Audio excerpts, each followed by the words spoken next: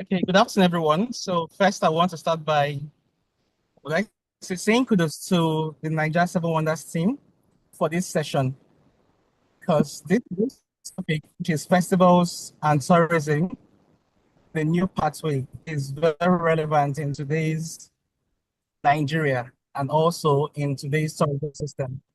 Reason is, if you go across, you realize that Nigeria as a whole is not lacking festivals.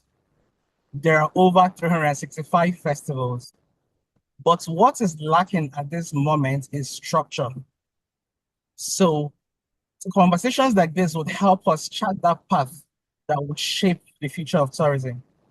So for festivals, generally, we know it's important that we celebrate certain issues around culture, food, but most times you realize that these festivals could be like a 1 day or 2 day event and are usually focused around the agenda for which the celebration happens. However, what we need to do is to convert these festivals into tourism products. Tourism products such that we'll have festivals made available, made in different forms for everyone to access. So how do we achieve this? Firstly, we know some of these festivals, like the Fante Festival that happened recently in Lagos. We have the Doba Festival coming up very soon. Once these festivals have been identified, what we now need to do is to put a program around the festival. So it won't just be about the festival alone, but also about different experiences for the general public. Now, why we do this, it's also important that we structure products in a way that will cut across different ecosystems. So the same way we have tour packages, you have a tour package that would be like an economy package, another one for like the middle class, and another one for the real high end. That's the same way we would have products built around festivals. Now, ideally, let's take Anti Festival for an example. On that day, there were cultural displays. You had the march pass from these communities or groups. But one thing that can be done is give access to these groups. So let's say, for instance, as a tourist or as a member of the public, I want to experience it, but in a different way. Already, Lagos has taken the first step by creating various ticket categories for that same event. So for Fante, for instance, you had the general pass that was free, you had the VIP pass that was 100,000, and the VIP that was costing even higher.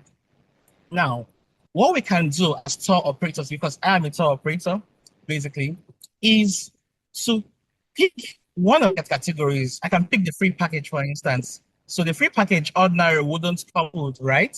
And has a free sitting, not the coveted area where you have the VIPs. But once I pick that, I can now, one, arrange with the bands or with the communities rather, and have a scenario where tourists can come and try out costumes for photo ops, right? Now, a day before the festival proper, I can decide to create a tour to the museum, let's say the Afrocultural Museum, for instance, around that area for people to understand the history behind this festival they'll be attending the next day. That way, now I've introduced a little bit of history by adding this. Now, that same tour can end with a two with meals that have Afro-Brazilian roots. Now I've introduced culinary tourism into it. The idea behind making this tourism sell is to find something for everyone. I've always said this. For tour packages to appeal to everybody, we have to make sure there's a little bit of adventure, especially for something made for the general public, a little bit of culture, a little bit of food, a little bit of nightlife, by the time you have something for everyone, it makes it easier for me as a member of the public to see a tourism product and pick this out and say, oh, I'll be interested in this item, in that item. That means I can actually buy this product.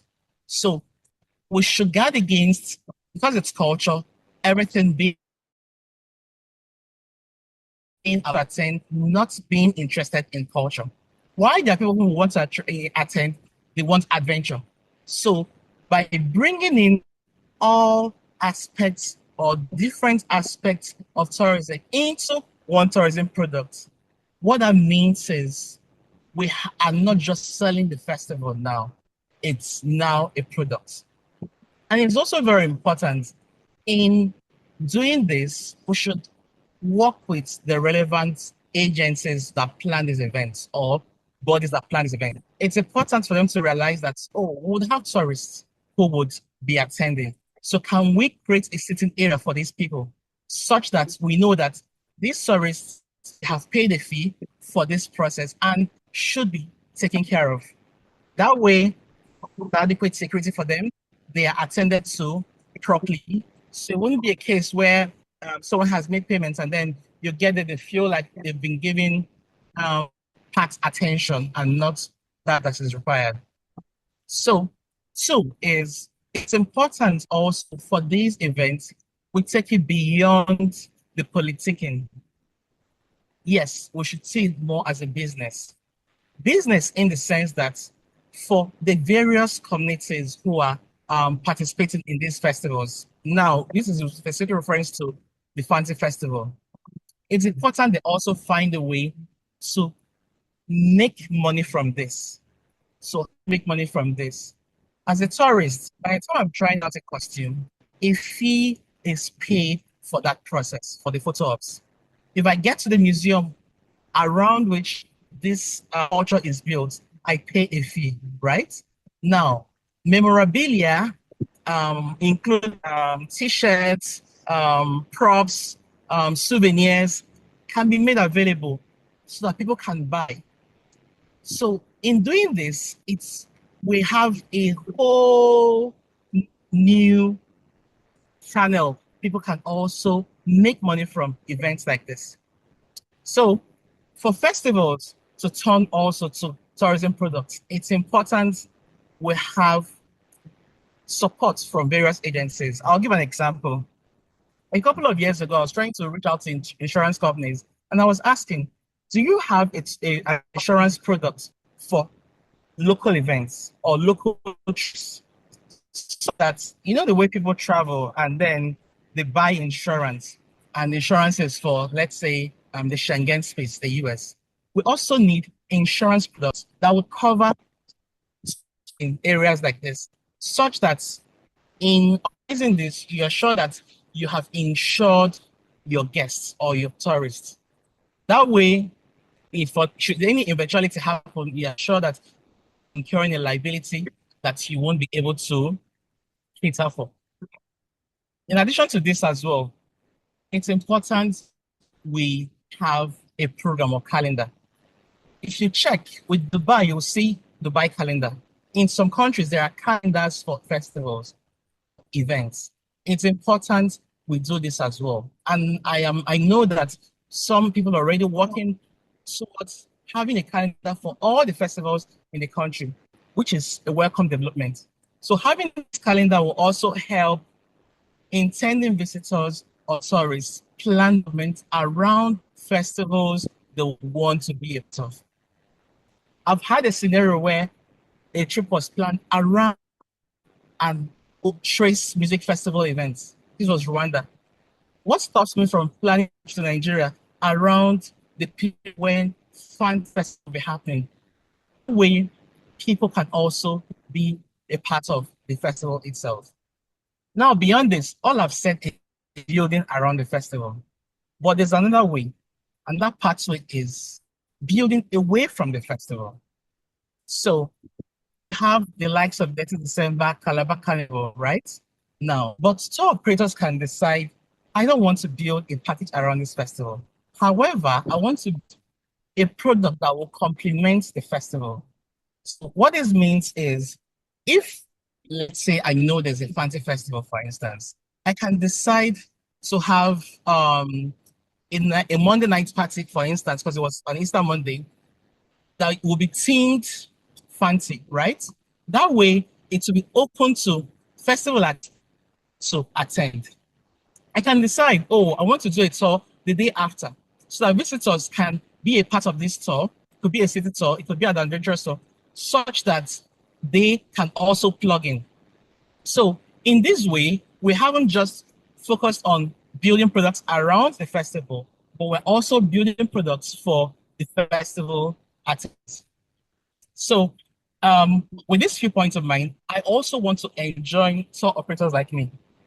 I know it's not easy. Most times we feel, oh, the margin might be with outbound tours, but this is beyond business. It's also about promoting Destination Nigeria. It's also about promoting our culture.